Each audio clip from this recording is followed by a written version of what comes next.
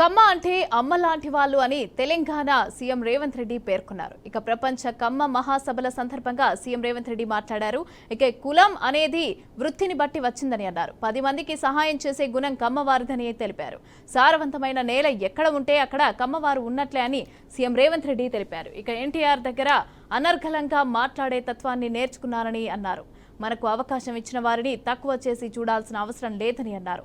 ఆ రోజు ఎన్టీఆర్ ఇచ్చిన అవకాశంతోనే ఇప్పుడు ఇంతమంది నాయకులు తయారయ్యారని అన్నారు. చంద్రబాబు గురించి సెపరేట్ గా చెప్పాల్సిన అవసరం లేదని తెలిపారు.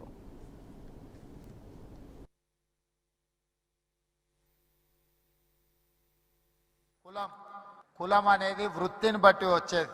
కమ్మ కులానికి కమ్మ అంటే అమ్మ లాంటి వాళ్ళ అనే ఆలోచన. అమ్మ అంటే ఆకలి మీద వచ్చిన ఏ కొడుకునైనా ఎవరినైనా కడుపు చూస్తుంది, ఆకలితో ఉన్నాడేమో ఏమైనా పెడదాము అని.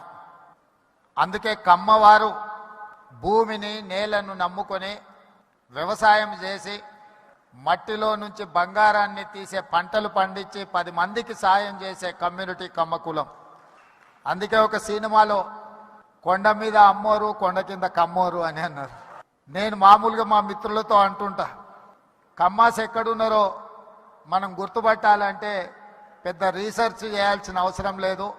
సారవంతమైన నేల, సమృద్ధిగా నీళ్ళు ఎక్కడ ఉంటాయో ఎత్తుకుతే అక్కడ తప్పకుండా కమ్మాస్ ఉంటారని చెప్పి, అది ఇవాళ కర్ణాటక అయినా తమిళనాడు అయినా తెలంగాణ అయినా ఆంధ్రప్రదేశ్లో అయినా ఎక్కడ చూసినా సారవంతమైన నేలలుండి మంచి పంటలు పండించగలిగిన మంచి పంటలు పండుతాయన్న భూమి ఉన్న ప్రతి దగ్గర కమ్మ సోదరులు అక్కడ ఉంటారు. వాళ్ళ ఆలోచన ఎప్పుడు కష్టపడాలి, పంటలు పండించాలి, 10 మందికి ఉపయోగపడాలి, 10 మందిని ఆదుకునే ఆలోచన చెయ్యాలి అనేదే ఆ సామాజిక వర్గ నేపథ్యం. కులం అనేది వృత్తిని